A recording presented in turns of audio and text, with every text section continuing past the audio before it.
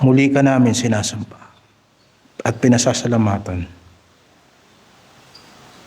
sapagkat ikaw ay malakas at kami ay mahina. At sa lahat na nagsasabi sa amin na kami ay malakas, ay pinaaalala mo sa amin na darating ang panahon na kami ay manghihina. Hindi namin gugustuhin, pero isang katotohanan na darating sa amin. Nung kami bata pa, nasusuot namin ang gusto naming suotin at napupuntahan namin ang gusto naming puntahan. Pero darating ang panahon na hindi na namin masusuot ang gusto naming suotin. May ibang magsusuot sa amin. Aakayin kami sa lugar na hindi namin gustong puntahan sapagkat merong ibang mag-aakay sa amin. Panginoon, matagpuan mo nawa kaming naglilingkod sa iyo. At pagpalain mo ang aming mga katawang lupa sa pamamagitan ng matatag na espiritu.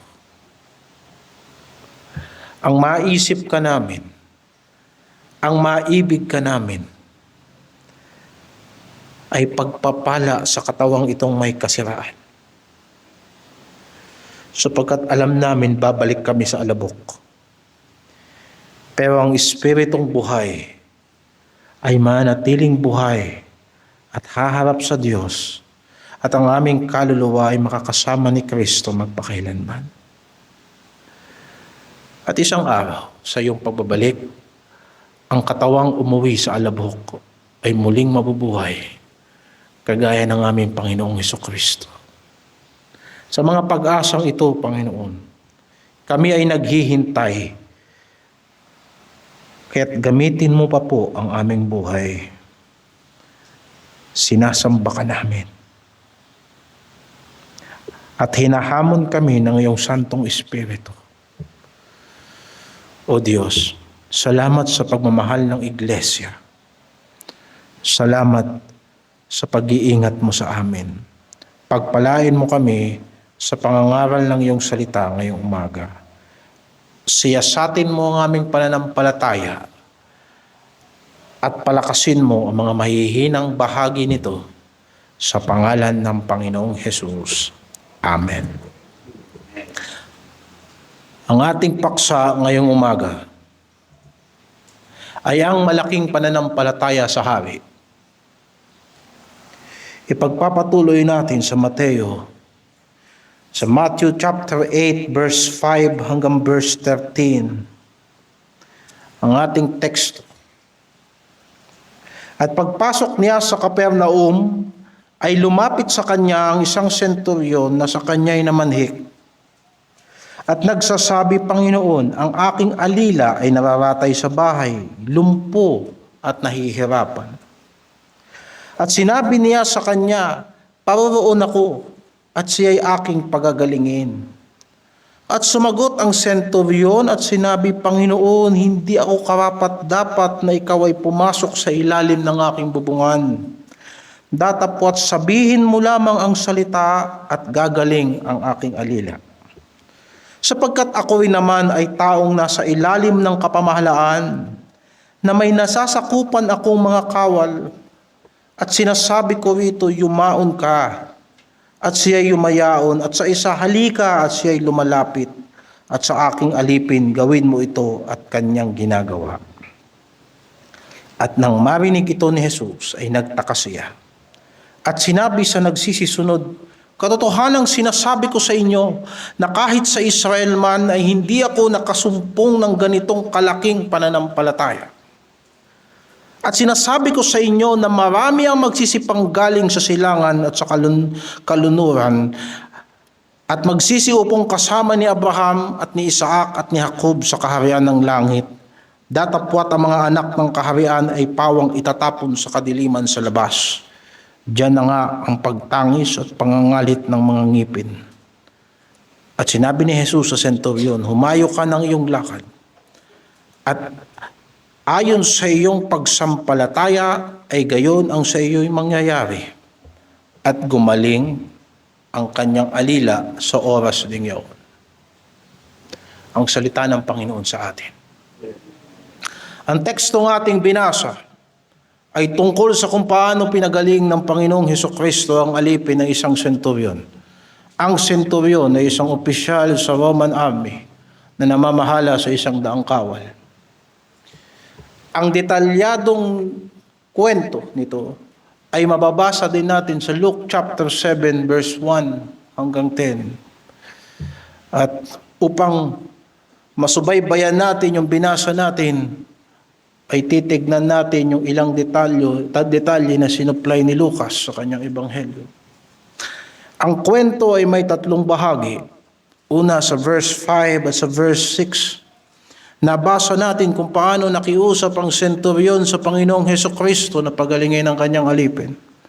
Ayon kay Mateo, ang pagkakasakit na ito ay nagpalumpo o nagparalisa sa kanya.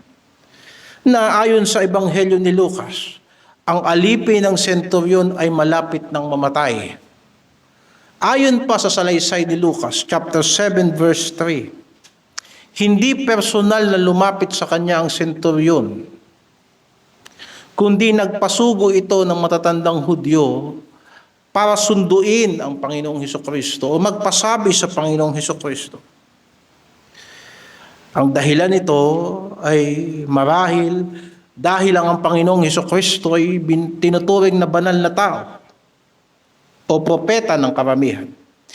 At hindi marapat na ang mga hentil ay personal na lumapit sa Kanya. Sapagkat gayon din naman ang pakikitungo ng mga Hudyo sa mga hentil. Kagaya ng mababasa natin sa Acts chapter 10 verse 28, may kaugalian ang mga Hudyo, hindi sila nakikipisan o hindi sila nakikisama sa mga hentil, lalo na sa isang Romano o senturyon, sapagkat yun ang kanilang mga mananakop. At sa palagay ko, ang senturyong ito ay nagbigay galang sa Panginoong Hesukristo, kung kaya't imbis na personal siyang lumapit, ay nagpadala siya ng mga emisaryo, na mga matatandang Hudyo, para makiusap sa Panginoong Hesukristo. Kaya siya nangangailangan ng tagapamagitan. At sinabi na bagamat ang senturyon na ito ay hentil o Romano, ay gumawa siya ng mabuti sa mga Hudyo. Nung mababasa natin sa Luke chapter 7 verse 4 to 5, at nang magsidating sila kay Jesus, ay ipinamanhik nilang mapilit sa Kanya na sinasabi, karapat dapat siya na gawin mo sa Kanya ito, sapagkat iniibig niya ang ating bansa at ipinagtayo niya tayo ng ating sinagoga. So itong senturyon ay merong simpatya sa mga Hudyo. Pangalawa, sa verse 7 and verse 9 ng ating teksto, ay sumang-ayon naman ang Panginoong Hesukristo sa kahilingan niya. At ayon sa sulat ni Lucas, si Jesus ay sumama sa kanila. At nang siya'y dinalubhang malayo sa bahay, ay nagsugo sa kanya ang senturyon ng mga kaibigan na nagsipagsabi, Panginoon, huwag ka nang maligalig, sapagkat di ako karapat-dapat na ikaw ay pumasok sa silong ng aking bubungan. Dahil dito'y hindi ko inaakalang ako'y karapat-dapat man lang pumariyan sa iyo.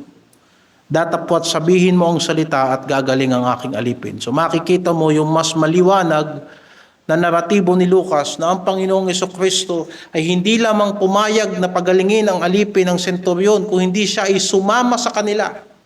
Subalit hindi pa man siya nakakalapit sa bahay, ay muling nagpasugo ang senturyon na huwag na po kayo tumuloy. Sapagkat hindi ako karapat-dapat natanggapin kayo, at yun nga rin ang dahilan kung bakit iniisip ko na hindi ako karapat-dapat na pumariyan sa iyo. At ang pangatlong bahagi sa verse 10 at verse 13 hanggang verse 13 ng ating teksto, na ang Panginoong Hesukristo ay namangha sa pinasabi ng senturyon at pinuri niya ang ganoong kalaking pananampalataya. Isang klase ng pananampalataya na hindi nakikita sa Israel o bihira sa Israel. At kaugnay sa pananampalatayang ito, idinagdag ng Panginoong Hesukristo na maraming manggagaling pa sa silangan, maraming manggagaling pa sa kanluran, at magsisiupong kasama ni Abraham at ni Isaac at ni Jacob sa kaharian ng langit. Sa puntong ito na ministeryo ng ating Panginoong Hesukristo, ang kaharian ng Diyos ay ipinangangaral pa lamang niya sa Israel bilang katuparan ng mga pangako sa kanila. Kaya sa buong aklat ng Mateo, makikita ninyo minsan na ang instruction niya sa mga apostoles ay tanging sa sambahayan ng Israel lamang siya mangangaral. Sapagkat ang pagparito ng ating Panginoong Hesukristo ay unay katuparan sa Israel ng mga pangako ng Diyos sa lumang tipan. Subalit, nang siya ay mabuhay mula sa mga patay, ay inuutos na niya sa kanyang mga alagad na gawing alagad ang lahat ng bansa. Mula sa Israel tungo sa mga lugar ng mga hintil, Matthew 28 verse 19. Subalit dahil ang ganitong kalaking pananampalataya ay hindi niya makita sa karamihan ng mga Hudyo, marami sa kanila ang hindi makakapasok sa kaharian ng Diyos. Sinabi niya sa verse 12, datapwat ang mga anak ng kaharian ay pawang itatapon sa kadiliman sa labas. Diyan na nga ang pagtangis at pangangalit ng mga ngipin. Bakit? Sapagkat maraming Hudyo na sanay para sa kanila ang kaharian, hindi sila nagkaroon ng pananampalataya na kagaya ng ipinakita nitong senturyon. Sa huli, ay gumaling ang alipin ng senturyon. Ngayon, bakit sinabi ng Panginoong Hesukristo na malaki ang pananampalataya ng senturyon? At itong paksa natin ngayong umaga. Una, sapagkat tignan ninyo ang kinauuwian ng pananampalatayang ito. Hindi tayo lumalapit sa Diyos ng walang dahilan. Ang pananampalataya ay daan tungo sa isang patutunguhan. Tignan natin kung saan papunta ang pananampalatayang ito. Malaki ang pananampalataya na senturyon, hindi dahil sa nagtamo ng kagalingan ng kanyang alipin. Kung hindi ang pananampalatayang ito ay naging halimbawa para sa lahat sa pananampalatayang makapagliligtas. Una sa mga Hudyo at maging sa mga hintil. Ang larawan na ipinakita ng Panginoong Hesukristo na sa kaharian ng Diyos nakaupo si Abraham, si Isaac at si Jacob. At pagkatapos may mga hintil na magsisiupong kasama nila, ay larawan na ang mga taong hindi kabilang sa bayan ng Diyos, isang araw ay makikibahagi sa mga pagpapalang ipinangako ng Diyos kay Abraham. Sa doktrina ng Panginoong Hesukristo, ang larawan na makasama si Abraham sa kaharian ng Diyos ay larawan ng kaligtasan. Ganito rin ang sinulat ni Apostol Pablo sa Galatia 3:8, na ipinakita na ng kasulatan na aariing ganap ng Diyos ang mga hintil sa pamamagitan ng pananampalataya. Ay ipinangaral na ng una ang ebanghelyo kay Abraham na sinasabi, sa iyo ay pagpapalain ang lahat ng mga bansa. Malaki ang pananampalataya ng senturyon hindi lamang dahil sa nakuha niya ang gusto niya kay Kristo. Kung hindi yung pananampalatayang iyon ay sinasabi ng Panginoon na klase ng pananampalataya na mayroon ang mga tao na makakaupong kasama ng mga patriarka sa kaharian ng Diyos. Sa Ebanghelyo ni Mateo, ilang beses niyang pinaghambing, pinagkumpara ang higit na pananampalataya ng mga hintil kaysa sa mga Hudyo. Halimbawa, sa Matthew chapter 2, ang mga pantas na tao mula sa silangan ay nagsikap maglakbay upang hanapin at sambahin ang Kristong ipinanganak. Samantalang si Herodes at ang buong Jerusalem ay nagpaplanong patayin siya. Sa Matthew chapter 15, ang isang babaeng taga-Kanaan ay nagpumilit pagalingin ang kanyang anak kahit pa inahalintulad siya ng Panginoon sa isang aso. Subalit, Samantala, ang mga Pariseo ay iskriba ay nagdaramdam sa Panginoon sapagkat hindi nila matanggap ang kanyang aral. At nang ipako ang Panginoong Hesukristo sa krus, ang senturyon na nakatayo sa tabi ng kanyang krus ay kumilala at nagsabi, tunay nga na ito ay anak ng Diyos. Samantala, ang mga pinuno ng mga Hudyo ay nagpunta kay Pilato para pabantayan ang libingan. Sapagkat inaalala nila, baka nakawin ng mga alagad ang bangkay ng Panginoon at palabasin na siya'y nabuhay mula sa mga patay. Dagdag pa doon sa chapter 28 ng Mateo, nang magsibalik ang mga bantay sapagkat sinasabi nila na may anghel na nagbukas ng libingan. Anong ginawa ng mga pinuno ng mga Hudyo? Binayaran nila ang mga bantay para huwag magsalita ng kanilang nakita, bagkus ipagkalat na nung gabing iyon dumating ang mga alagad at ninakaw ang katawan ng ating Panginoong Hesukristo. Paulit-ulit na mas mabilis pang magsipaglapit ang mga hintil. Ang mga taong tinuturing nilang makasalanan ay nauuna pa sa pagsisisi at pananampalataya, samantalang ang mga Hudyo na para sa kanila ang Kristo ay natitisod sa Kanya. Sa huling panahon, ang mga hintil ay makakabahagi sa pagpapala ng paghahari ng Diyos, samantalang marami pa ring mga Hudyo ang paparusahan dahil hindi sila nanalig sa Kanya. Pangalawa, obserbahan din natin na ang pananampalatayang ipinakita ng senturyon ay hindi malaki dahil sa kanyang matinding pagnanais ng kagalingan. Hindi malaki ang pananampalataya ng senturyon sapagkat malaki ang positibong pag-asa na kanyang makakamit ang kanyang hinihingi. Ang pinaka natatanging katangian ng pananampalatayang ito ay nasa pagpapakumbaba ng senturyon. Ipinakita niya to sa 2 punto. Una, siya ay lumapit na may pangunawa na siya ay hindi karapat-dapat. Panginoon, hindi ako karapat-dapat na magpatuloy sa iyo. Pangalawa, siya ay nagtiwala sa magagawa ng salita ng Panginoong Hesukristo. Sa verse 8 ay mababasa natin, sumagot ang senturyon at sinabi, Panginoon, hindi ako karapat-dapat na ikaw ay pumasok sa ilalim ng aking bubungan. Datapot sabihin mo lamang ang salita at gagaling ang aking alila. Una, ang malaking pananampalataya ay nagsisimula sa kawalang halaga ng sarili. Kung babasahin natin sa Luke chapter 7 verse 3 to 5, na binasa na natin kanina, binigyang diin ng mga matatanda sa Israel na ang senturyon, bagamat hintil, ay karapat dapat gawan ng mabuti ng Panginoong Hesukristo.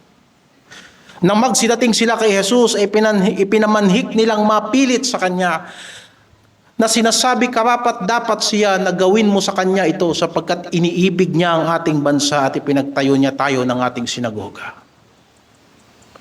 Gayunman, sa kabila ng kanyang mga nagawa, sa kabila ng ipinakita niyang pag-ibig sa Israel, sa kabila ng magandang reputasyon ng senturyon na ito sa matatanda ng Israel, kinilala niya na sa harapan ng Panginoong Hesukristo, siya ay hindi karapat-dapat. O matuto tayo ng ganitong klaseng pananampalataya.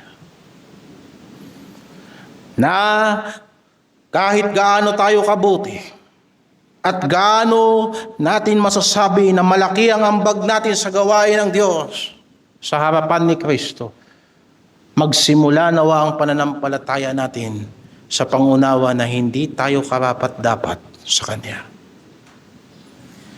At kung ito ay nagsisimula sa kawalang halaga ng sarili, pangalawa, ang malaking pananampalataya ay nagtatapos sa pagtitiwala sa kapangyarihan ng salita ng Diyos. Sinabi ng senturyon, sabihin mo lamang ang salita at gagaling ang aking alila. Ang kumpiyansa niya sa salita ng Panginoong Hesukristo ay nasa paniniwala niya sa kapamahalaan ng Panginoong Hesus. Naunawaan niya ang konsepto ng pamamahala sapagkat iyon ang karanasan niya bilang isang kawal. Sinabi niya sa verse 9 na ako rin ay taong nasa ilalim ng kapamahalaan. Bagamat siya ay senturyon, siya ay nasa ilalim ng mga mas matataas na pinuno, ng mga general. Tandaan natin, ang senturyon, 100 kawal lang ang sumusunod sa kanya. May mga general sa ibabaw niya. May mga pinuno ng pamahalaang Romano. Sa ibabaw niya ang mga senador ng Republika. Nasasakop siya ng politika ng panahon yun. At higit sa lahat, sa ibabaw niya nandun ang emperador sa Roma. Gayunpaman, dahil sa siya ay isang senturyon, merong 100 kawal na sumusunod sa kanyang utos. Sinasabi niya, may nasasakupan akong kawal. At sinasabi ko rito, yumaon ka at siya yumayaon. At sa isa halika at siya'y lumalapit at sa aking alipin gawin mo ito at kanyang ginagawa. Ang mahigpit na disiplina ng Roman Army ay dokumentado sa kasaysayan. Ang pagsuway sa nakatataas ay nangangahulugan ng kamatayan. Merong isang English na salita, yung decimate, na ang ibig sabihin ubusin, ay nanggaling sa Latin na salita na decima, 10, sapagkat bilang pagdidisiplina sa mga sundalo ng panahon yon, kapag isa lang ang sumuway sa isang grupo, bibilang sila ng 10, lahat ng tatamaan ng 10 mamamatay. Ganon kahigpit ang pamamahalang pinatutupad sa kanila noon. Kung kaya't ang mga sundalo ay nakakaunawa ng kapangyarihan, na ang usapin ng kapangyarihan ay buhay at kamatayan. Sa pangunawang ito, kinilala ng senturyon na higit na makapangyarihan ang salita ng Panginoong Hesukristo. Hindi lamang siya isang taong gumagawa ng himala. Hindi lamang siya isang tao na nagsasalita ng mensahe ng Diyos. Kung hindi may kapangyarihan si Jesucristo sa buhay at kamatayan, napapasunod ni Kristo ang kahit anong bagay na ayon sa kanyang kalooban, at yan ay i-demonstrate sa atin sa naunang pangangaral sa chapter 8 verse 2 hanggang verse 4. Nang sinabi sa kanya ng kitongin, Panginoon, kung ibig mo, lilinis ako. Naintindihan ng senturyon na ito na bagamat meron siyang pamamahala sa 100 sundalo, gayon paman ang kapangyarihan ng Panginoong Hesukristo ay kapangyarihang sumasaklaw sa lahat ng mayroon sa sanlibutan ito. Ang kapangyarihang magpagaling sa pamamagitan lamang ng salita at kapangyarihang higit sa kapangyarihang militar. Kahit sino pwedeng pumatay. Kaya nga nagkalat sa sanlibutan ito ang mga mamamatay tao at mapanira ng buhay. Madali lang magwasak. Madali lang manakit. Madali lang mag-ipon ng sakit. Maaring pumatay ang sundalo. Maaring pumatay ang emperador. Kahit sino. Subalit kapangyarihan lang ng Diyos ang may kakayanang pumigil sa kamatayan at magbigay buhay. Lahat tayo may kakayanang manira. Pero alam din natin na hindi lahat tayo may kapangyarihang bumuo. Matagal ang pagtatayo, pero saglit lang ang pagsira. Higit na kapangyarihan ang kapangyarihang nagbibigay buhay. At yan ay nasa salita ng Panginoong Hesus. Naniniwala ang senturyon na kapag sinabi ng Panginoon, kahit ang kamatayan hindi darating. Bakit ang pananampalataya ng senturyon ay sinasabing pananampalataya na hindi nakikita sa Israel? Bakit sinabi ng Panginoon yan sa verse 10? Katotohanan ang sinasabi ko sa inyo na kahit sa Israel man ay hindi ako nakasumpong ng ganito kalaking pananampalataya. Ang kasagutan, mga kapatid, ay nasa kabaliktaran ng mga dahilan kung bakit pinuri ng Panginoon ang pananampalataya ng senturyon. Pangunahin dito ay ang pagiging mapagmataas ng mga Hudyo. Ang pagiging mapagmataas ng tao ay hadlang sa isang dakila at makapagliligtas na pananampalataya. Sapagkat una, kung ang senturyon ay tumingin sa kanyang sarili bilang hindi karapat-dapat, sa kabila ng mga bagay na mabuti na kanyang ginawa, ang mga Hudyo ay may mataas na pagtingin sa sarili. Lagi nilang ipinagmamalaki na sila'y mga anak ni Abraham. Nang si Juan Bautista ay nangaral at tinawag silang magsisi, ano ang kanilang tugon? Kami ay mga anak ni Abraham. At sinabi sa kanila ni Juan Bautista, huwag niyong ipagmalakihan sapagkat kahit sa bato ay kaya ng Diyos gumawa ng isa pang Abraham. Nang sinabi ng Panginoong Hesukristo sa kanila na magpatuloy kayo sa aking salita at inyong malalaman ang katotohanan at ang katotohanan ay magpapalaya sa inyo. Sinabi ng mga Hudyo, hindi kami alipin ni naman. Bakit niyo sasabihin na kami ay alipin? At sinabi ng Panginoon, ang gumagawa ng kasalanan ay alipin ng kasalanan. At sinabi ng mga Hudyo, hindi kami anak sa pagkakasala. Anak kami ni Abraham. At sinabi ng Panginoon, kung anak kayo ni Abraham, mamahalin niyo ko. Ang dyablo ang inyong ama. Mataas ang tingin ng mga Hudyo sa kanilang sarili, sapagkat para sa kanila, ang kanilang pagiging tuli, ang katunayan na sila'y biological na anak ni Abraham, ay nagpapaging entitled sa kanila para gawan sila ng mabuti ng Diyos. Pangalawa, pinagmamapuri ng mga Hudyo ang kanilang kabutihan. Ang katuwiran nila sa harapan ng tao ay ibinibilang din nilang katuwiran sa harapan ng Diyos. Ito ay malinaw na inilarawan ng Panginoon sa kanyang kwento patungkol sa publikano at pariseo. Obserbahan natin ito sa Luke chapter 18 verse 9 hanggang sa 14. Sinalita naman ang talinghagang ito sa nagsisiyasa sa kanilang sarili, na nagpapanggap na sila'y matuwid at pinawawalang halaga ang lahat ng mga iba. May dalawang lalaking nagsipanhik sa templo upang magsipanalangin. Ang isa ay pariseo at ang isa ay maniningil ng buwis.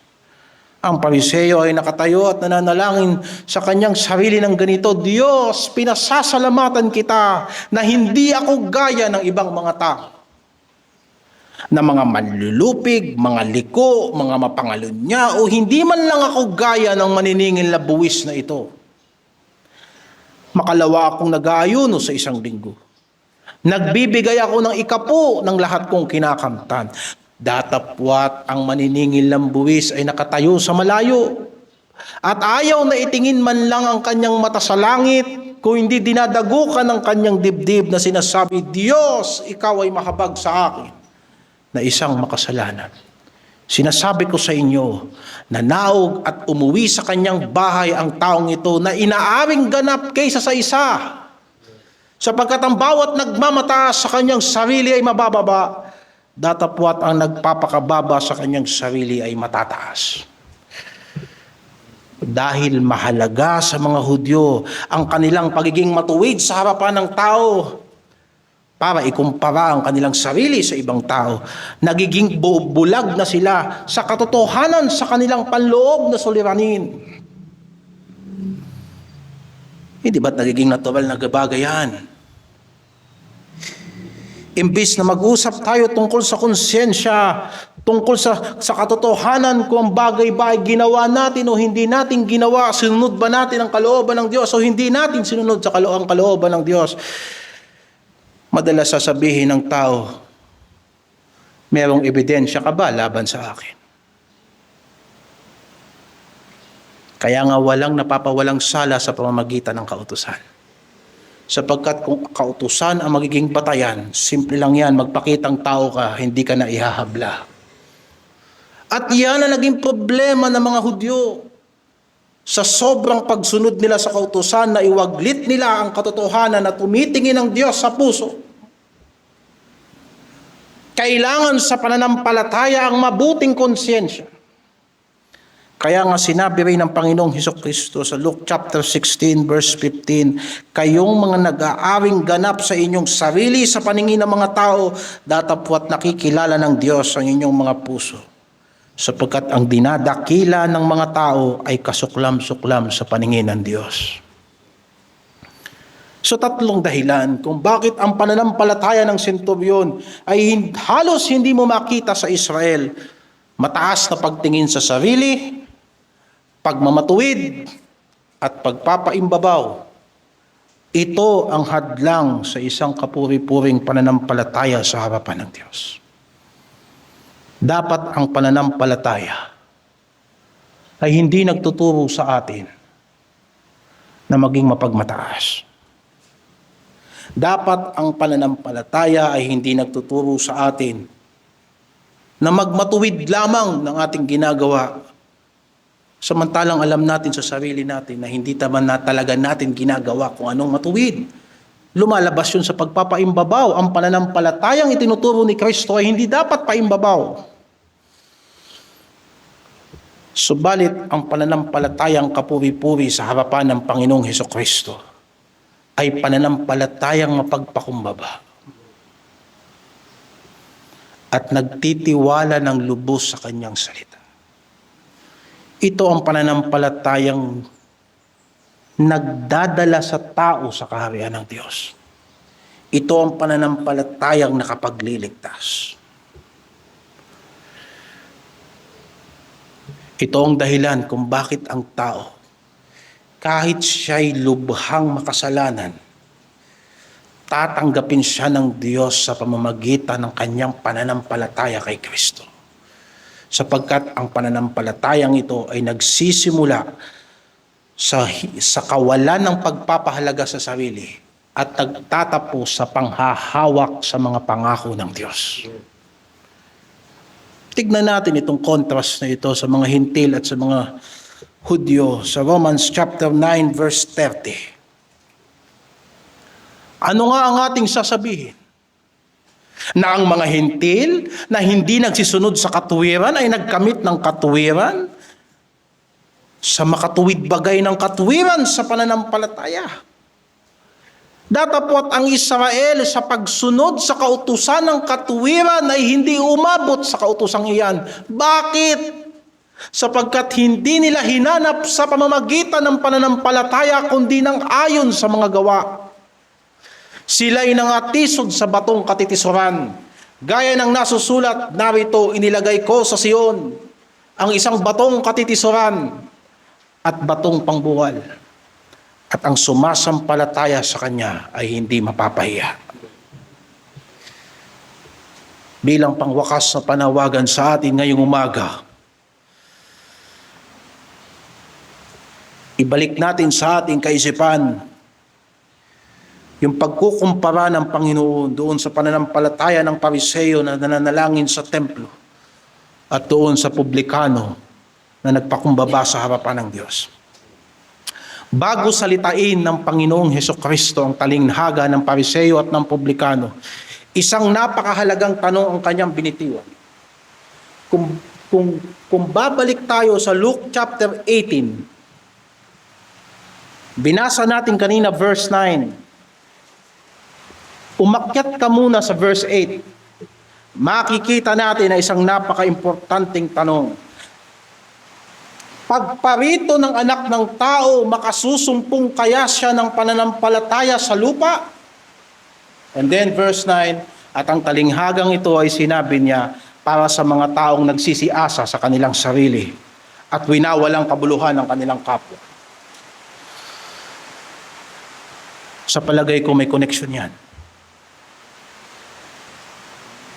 Hindi gusto ng Panginoon na pagbalik niya sa lupa, ang matagpuan niya ay pananampalataya ng mga Pariseo.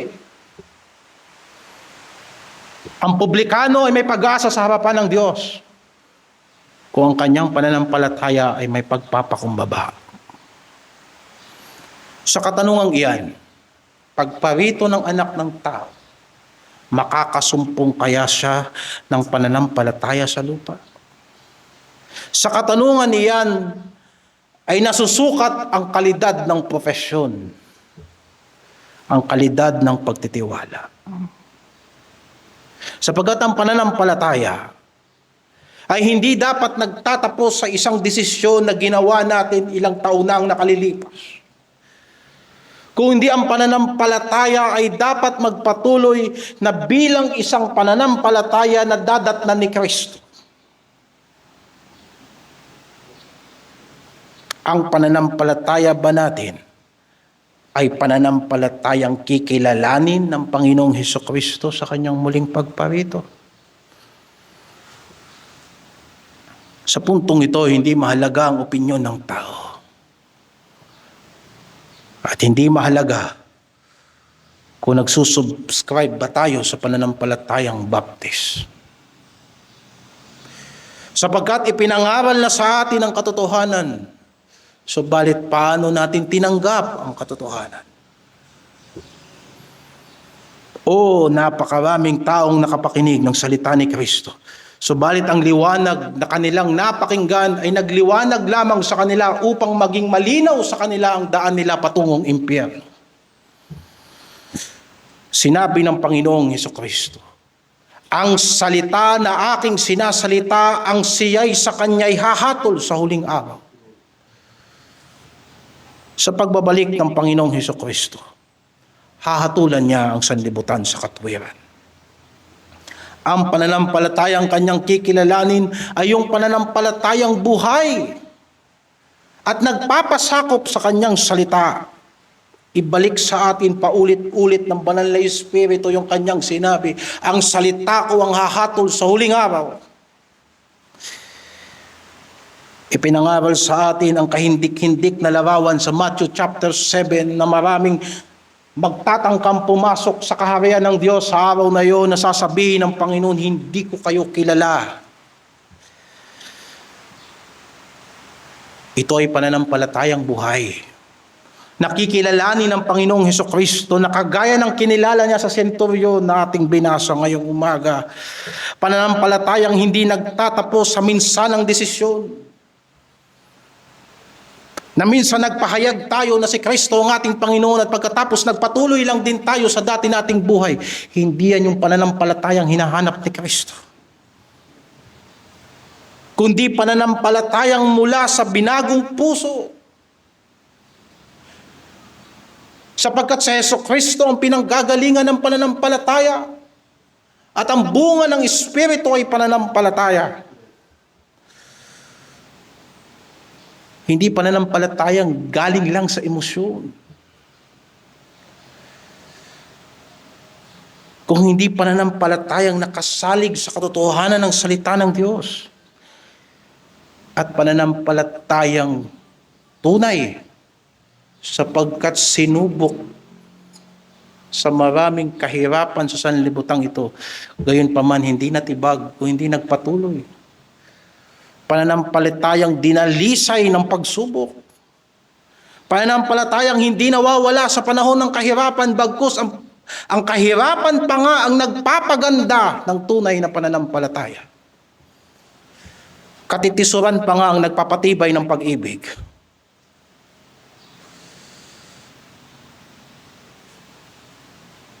Nang natututunan nating magmahal ng tunay sa ating kapatid. Sa pag-uusig sa atin ng sanlibutan. Yang pag-uusig pa nga na yan ang nagiging dahilan kung bakit hindi natin sila tinitigilang dalhin kay Kristo.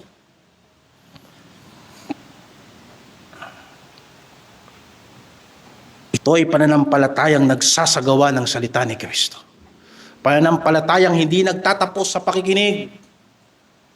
Kung hindi nagpapabago ng buhay sa pagsasagawa, sapagkat ang pananampalatayang hindi sumusunod kay Kristo ay pananampalatayang patay at pananampalataya ng mga demonyo.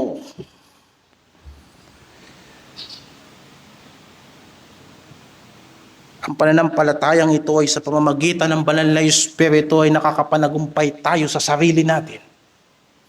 Sa pamamagitan ng biyaya ng Diyos ay napagtatagumpayan natin si Satanas, kagaya ng sinasabi ng kasulatan, salangsangin niyo ang dyablo.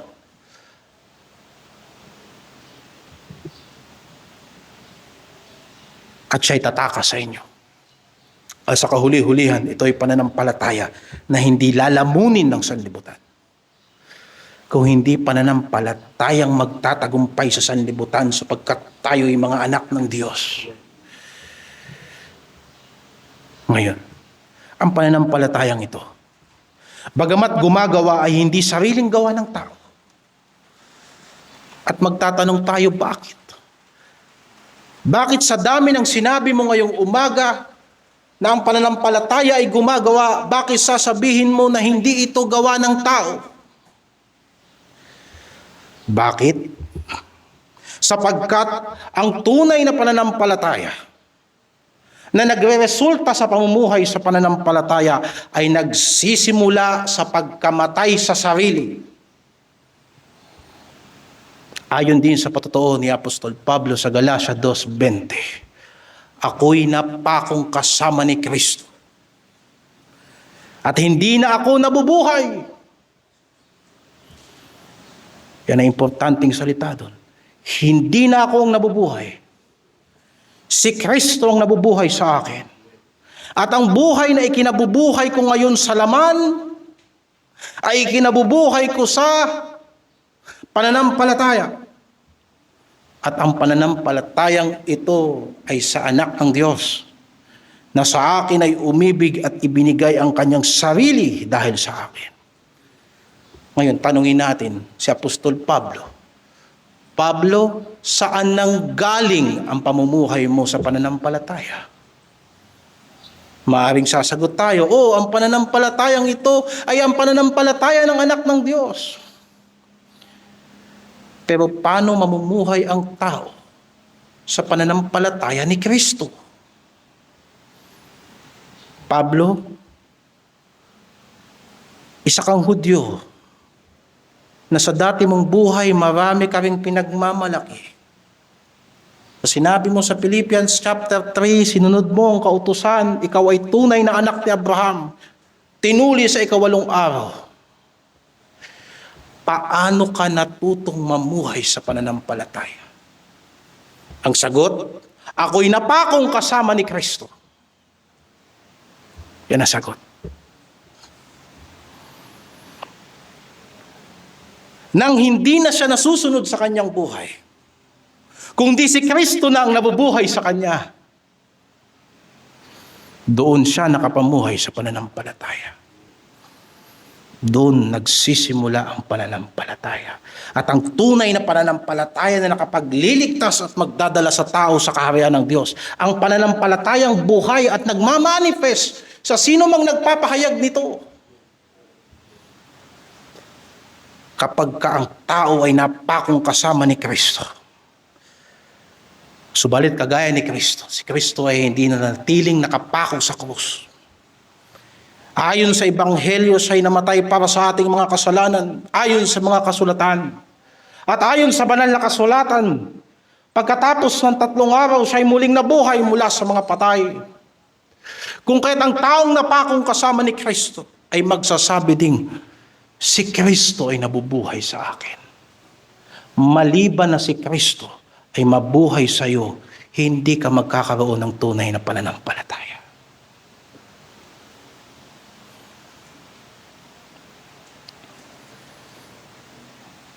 Sa ganung paraan niya kinilala at tinanggap ang pag-ibig ni Kristo. Sinabi niya, minahal ako ni Kristo. Binigay niya ang kanyang buhay para sa akin. So anong epekto? Namatay akong kasama niya.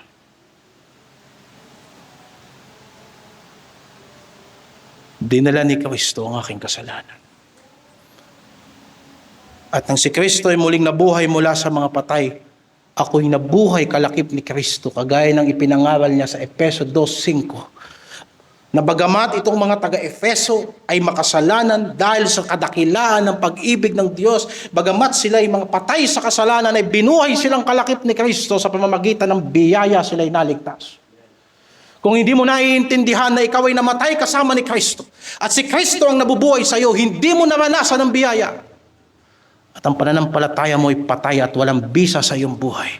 Yan ay kredo, yan ay relihiyon, yan ay baptist na pananampalataya, pero hindi pananampalatayang nakapagliligtas.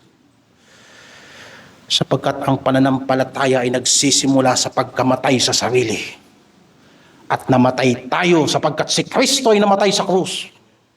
At nabuhay tayo sapagkat si Kristo ay muling nabuhay mula sa mga patay. Iyan ang pananampalataya. Matagal sa aking pagkakaakala na ako'y ligtas sapagkat alam ko ang lahat ng talata. Alam kabisado ng katawan ko ang practice ng relihiyon. Pero ang kasalanan ay nasa aking puso at nasa aking isip. At dahil sa kaya kong sumunod sa kautusan, dahil simula pagkabata alam ko na ang relihiyon, kaya kong magpakitang tao. Hanggang dumating ang panahon na narinig ko sa pagbabasa ng banal na kasulatan din, sa pagdinilay-nilay ng kadakilaan ng Ebanghelyo,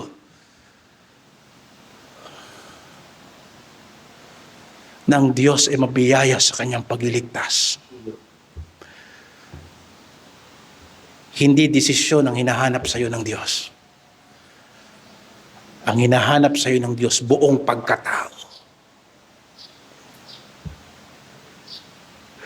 Sapagkat si Apostol Pablo rin ay nagsalita, ang pag-ibig ni Kristo ay pumipilit sa amin. Sapagkat ipinasaya namin ng ganito, na kung ang isa ay namatay dahil sa lahat, kung gayon ang lahat ay nangamatay. At siya ay namatay dahil sa lahat, upang ang nangabubuhay ay huwag nang mabuhay para sa kanilang sarili, kundi doon sa namatay dahil sa kanila at muling nabuhay. Paano tayo pinipilit ng Diyos? Sa pag-ibig ni Kristo. Pinipilit niya tayo magsimba. Pinipilit niya tayo manalangin. Pinipilit niya tayong magpakita ng relihiyon sa buhay natin. Pwede mo ring sabihin yan sa mga estudyante natin sa Sunday School na pinipilit natin silang mag-memory verse at umatin tuwing alas 8 ng umaga. Pero anong sabi ni Apostol Pablo? Paano pinipilit ni Kristo ang mga minamahal niya? Sa pamagitan ng kanyang pag-ibig, paano sila napipilit? Sila'y nagpapasya na hindi na ako mabubuhay sa aking sarili, si Kristo ang mabubuhay sa akin. Kung hindi pa ganyan ang desisyon mo sa buhay, hindi ka pa napilit ng pag-ibig ni Kristo. Kailangan mong tanggapin si Yesu Kristo na Panginoon. Sapagkat tanging sa pananampalataya lamang, walang gawa. Hindi gawa ng tao ang kaligtasan. Subalit kapag ikaw ay iniligtas ng Diyos, mararanasan mo ang katotohanan ito.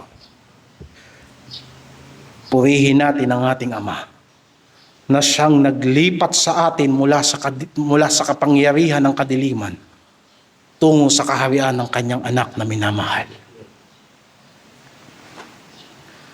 Buhay ba ang ating pananampalataya?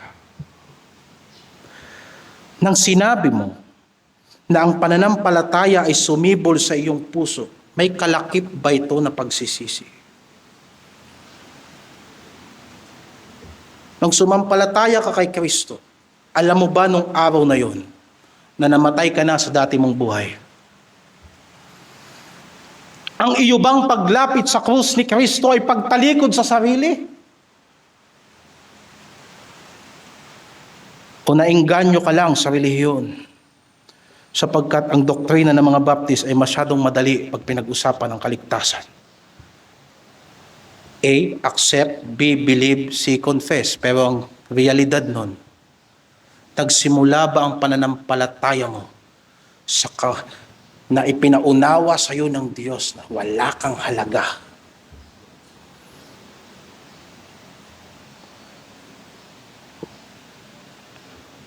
Ang paglapit ba natin sa krus ni Kristo ay pagtaka sa kasamaan ng sanlibutan ito? Iyo bang tinanggap ang banal na Espiritu simula nang ikaw ay sumampalataya? Yan ang tanong ni Apostol Pablo sa mga taga-Efeso na kanyang natagpuan. At ang banal na Espiritu ito ay gumawa ba sa buhay mo ng mga patotoo na ikaw ay anak ng Diyos?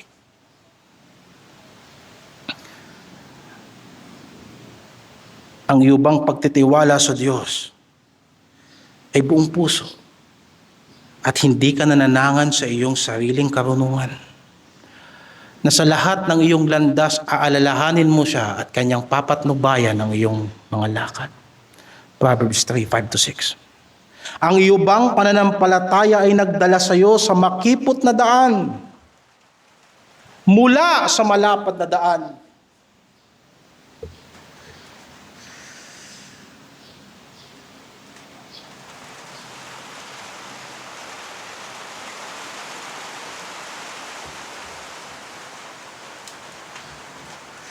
Kung ang kaligtasan ay sa pamamagitan ng pananampalataya lamang sa Panginoong Jesucristo at wala ng ibang daan, sa palagay ko, dalawang tanong ang dapat nating siguraduhin. Una, yung Kristo ba na sinampalatayanan natin ay totoong Kristo? At pangalawa, yung pananampalataya ba natin diyan sa totoong Kristo na yan ay totoong pananampalataya ba? Mga kapatid, ang paanyaya ng Panginoong Jesucristo para sa kaligtasan at sa pagbabalik loob at sa pagpapatibay ay bukas sa ating lahat.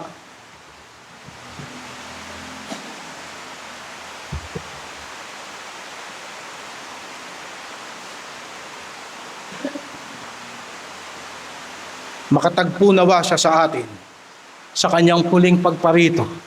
Ang ating pananampalataya nawa ay maging sakdal sa harapan ng hukuman ng Diyos. Yan ang salita ng Panginoon sa atin. Manalangin tayo. O Diyos,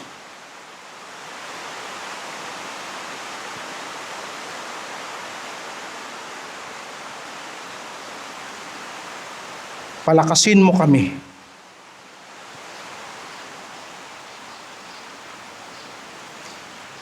linisin mo kami at hanapin mo ang katotohanan sa loob ng aming mga puso, sapagkat walang ibang paraan sa kaligtasan at sa paglilingkod, pananampalataya lang kay Kristo. Sa pagtatayo ng iglesia, pananampalataya lang kay Kristo. Sa pagpapatibay ng mga naligtas, pananampalataya lang kay Kristo. Sa pang-araw-araw na pagpapatotoo at pamumuhay, pananampalataya lang kay Kristo. Sa pag-ibig sa kapatid, pananampalataya kay Kristo. Sa pagpapatawad ng paulit-ulit sa mga nagkakasala, ay pananampalataya pa rin kay Kristo. Palakasin mo ang aming pananampalataya. Tulungan mo ang aming mga pagdududa. At kung matagpuan namin sa aming sarili, O Diyos, na sa liwanag ng iyong salita at sa aming mga patotoo, ay hindi kami tunay na sumampalataya, managumpay ang conviction ng iyong banal na Espiritu na kami ay lumapit sa iyo at magsimula ng isang bagong buhay kay Kristo. Ngayong umaga, higit mong alam ang aming pangangailangan. Subalit ang salita mo'y buhay at naipadala mo sa puso ng tao, sa puso naming lahat, ang nais mong ituro sa aming lahat.